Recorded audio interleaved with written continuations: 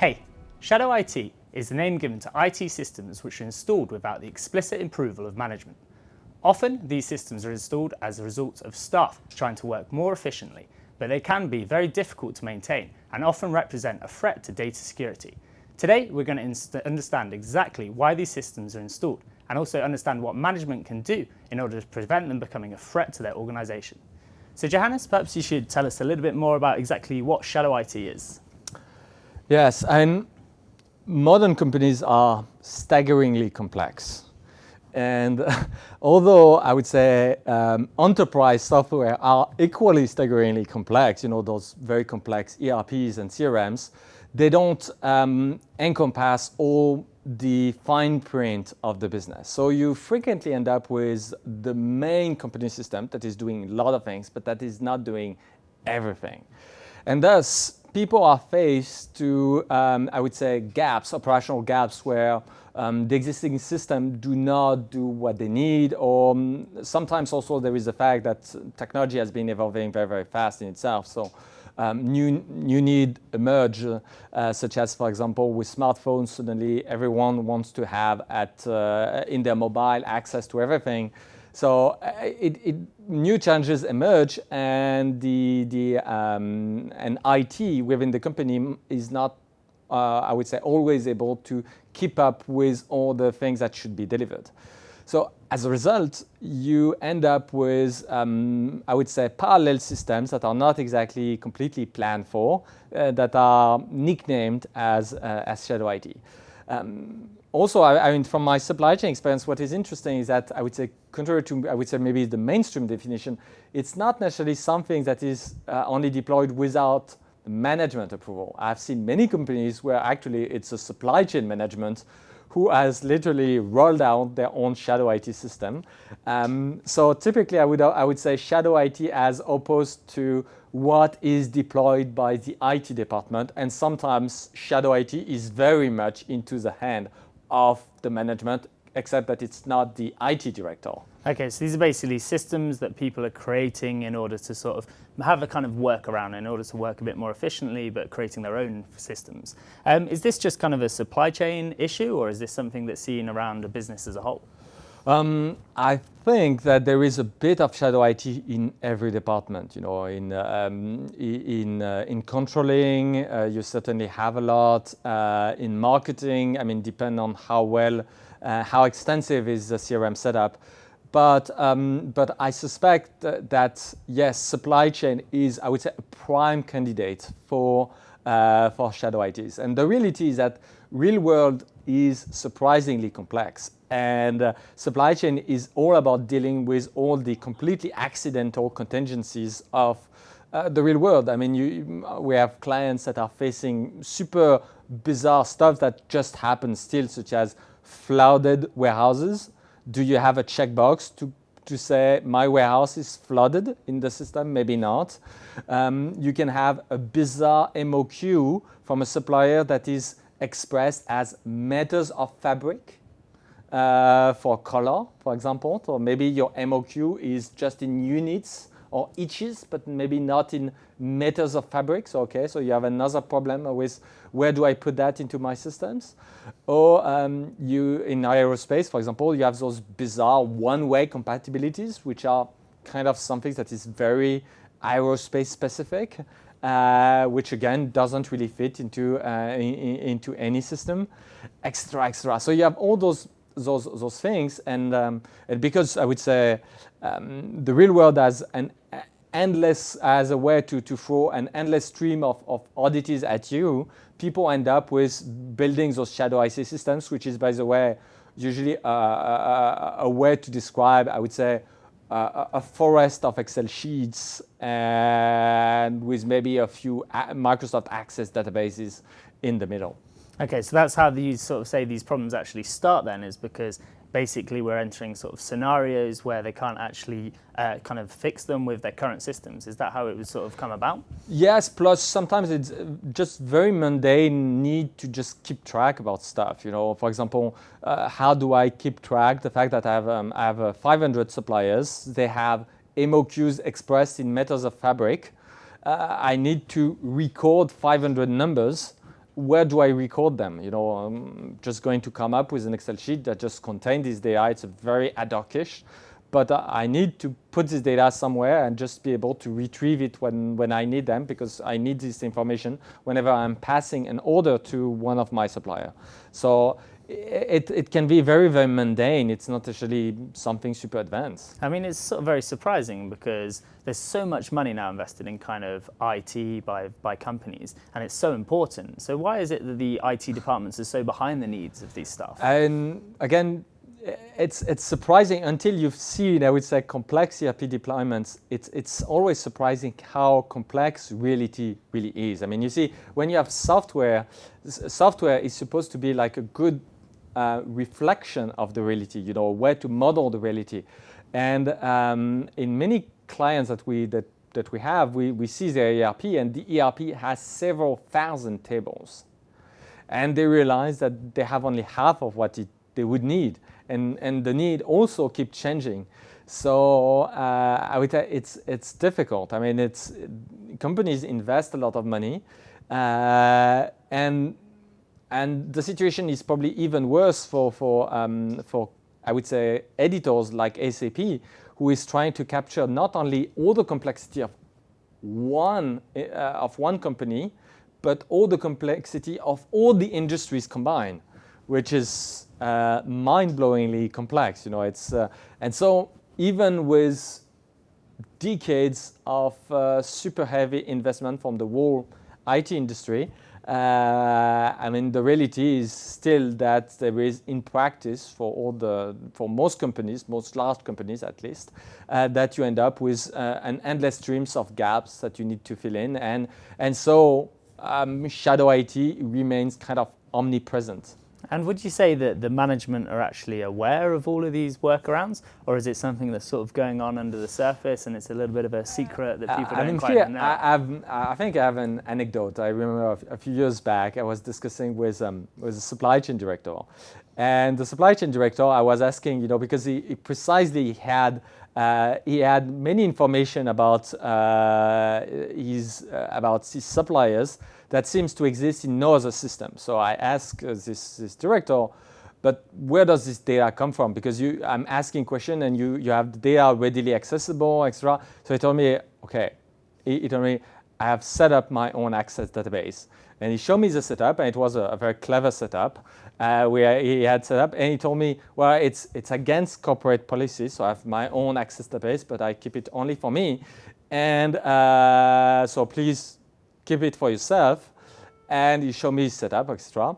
And then later down the road, with the initiatives that we have with this company, we realized that there are suppliers who that were not covered in this Access database of the boss, but we still had the information. So I go to the person that was working under this director, say, this information about this supplier, where does it come from? And the guy said, well, please don't tell it to anyone, but I've set up my own Access database. My boss doesn't know about it.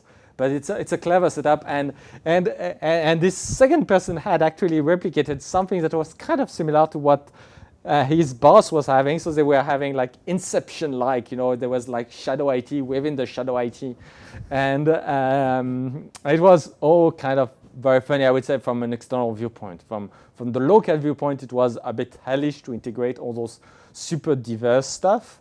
But it was funny to realize how pervasive it was and how recursive it was. You know, you have the shadow IT level at the top management, and then each layers of management within this company had its own layer of shadow IT as well. Yeah, I mean, obviously in that example, you've got kind of a bit of a duplication of work, but I mean, it seems to be working. I mean, is shadow IT such like a problem because you've got these kind of things that people are using that are actually making them more efficient? So is it such a problem?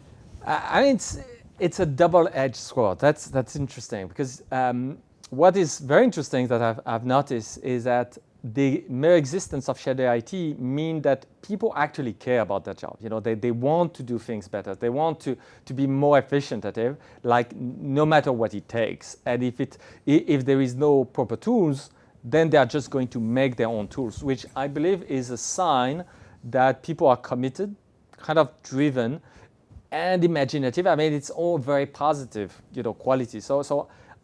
And it's very funny. I mean, many of the companies we are working with that are profitable, fast-growing, etc., they have this kind of ubiquitous superiority. So I would not say that it's necessarily such a bad thing.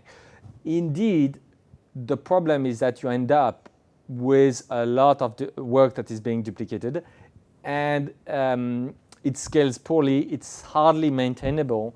And in terms of, I would say, data security, it's a small nightmare, and I would say a lot of problems that are waiting to happen. So it has, the way I see that, it's a bit like a debt, a technical debt that the company has toward itself, an organizational debt, where all those systems are making the company work, and there are debts that need to be repaid by actually properly integrating all those finding and processes into the mainstream IT in a way that can be streamlined and maintained over the next decades. Okay, and you sort of mentioned data security there. I mean, how can these tools kind of have an impact on kind of a company as a whole?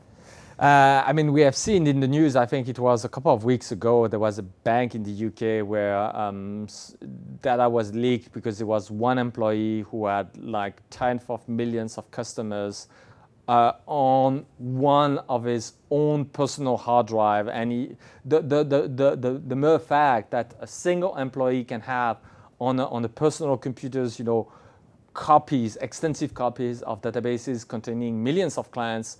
I mean, it's a disaster waiting to happen. There is no situation where if you do that once, maybe you're going to be lucky and there will be no disaster. But if it becomes like a practice, the probability that a disaster will happen over time is like probability is close to 1. So it will happen. It's just a matter of time. So obviously, as soon as people start to consolidate database of any sizable proportion, this data, and they do that in a way that is completely informal with their own ad hoc-ish Excel or Microsoft Access, I would say, databases system, the leak will happen. So if it's a database of suppliers' MOQs, well, that's okay. I mean, if those are leaked, no big deal. It's not personal data. It's not super sensitive data anyway. I mean, obviously, maybe you will slightly annoy a couple of suppliers by leaking what is kind of part of the deal that they negotiated with you.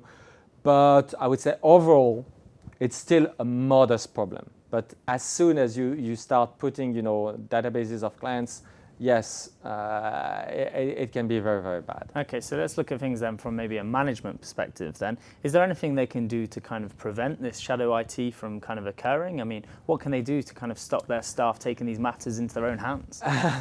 I mean, I would say shameless plug, Lokad can kind of contribute to the solution. I mean, one of the ideas is that is to have programmatic platforms. For example, one of the way Lokad we address this need is that Lokad in itself is a programmatic platform. So what do I mean by that? I mean that a supply chain practitioner, if you have a Lokad setup in your company, Lokad, it's possible to write scripts within Lokad to have like custom reports, custom logic and everything. And writing those scripts is accessible, I believe, with our language that is envisioned, that is like very accessible to anybody who is like an advanced Excel users. It means that many of the shadow IT needs that arise can be, delivered. The solution can be delivered through the platform that has like programmatic capabilities. We are not the only one to offer that on the market. To some extent, SAP now is doing things that are kind of similar.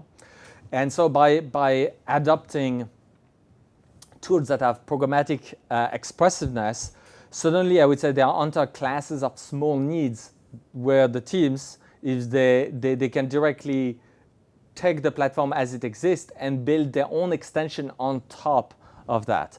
But still, you're still within, I would say, an environment that is contained, that is managed by the IT, where there is like some security, sane security practices that are in place. It's not like full commando style where you just dump entire databases in Excel sheet or Access databases and carries those files pretty much around on, I would say, slightly unsecure devices. Okay, so what's the kind of main conclusion then today? Is it because shadow IT is very much kind of a human phenomenon, we're never actually going to truly get rid of it for the future? I think the lesson is, first, you have to understand the driving forces, and the driving forces is that business is changing all the time, and I would say IT is always going to lag behind to some degree. It's not that IT is bad, it's just that the way those big, completely production-grade systems are geared is that their good properties take time. So if you want to have something that is completely production-grade, completely maintainable, completely lean, this thing will take time to happen. So I would say first is to embrace the fact that that shadow IT is here to stay, and thus stop, I would say, going into a witch hunt where you try to eliminate that because you're just acting a bit against your own company by demotivating, your own staff. But on the contrary, embrace, this willingness of, this enthusiasm of your own troops to do good, but just to try to coach it into directions where it's more managed, where you still keep an eye on what is happening, so that you try to stay clear from the massive blunder, such as having a copy of all your customers in a unencrypted database, Microsoft Access database that is going to sit on a laptop that can be lost into a subway station, like it happened for this company in the UK a few weeks ago. So that I would say. So you need to keep an eye. And by the way, if you tell that shadow IT is like something that is like corporate policy and any violator is going to be fired, rest assured that people will just not tell you about it. So if you want people to come into the open with that, it cannot be something that is completely forbidden. It's better if it's kind of allowed under the strict condition that when it happens, it is under supervision from IT, so that they can at least have a look and prevent the big mistake from happening. Okay, great. Well, we're going to have to leave it there, but thanks for your time today. So that's everything for this week. Thanks very much for tuning in, and we'll see you again next time. Bye for now.